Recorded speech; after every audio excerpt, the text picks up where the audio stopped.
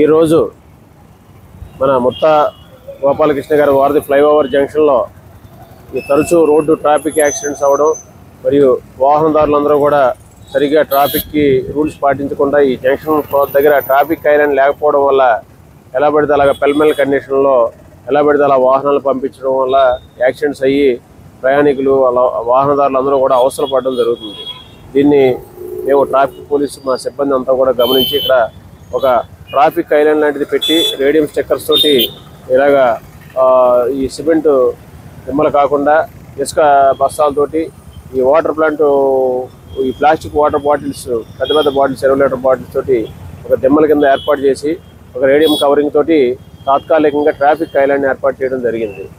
ఇది మా యొక్క SP sir Shri Vikrant Patil IPS గారి యొక్క ఉత్తర్వుల ప్రకారము మరియు మా ఎస్డిపిఓ శ్రీ రఘువీర్ విష్ణు సార్ యొక్క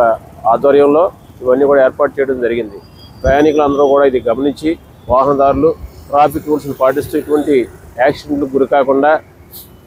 చక్కగా వాహనాలన్నీ కూడా సక్రమమైనటువంటి రూల్స్ రీతిలో పాటిస్తూ నడపవలసిందిగా విజ్ఞప్తి చేస్తున్నాం.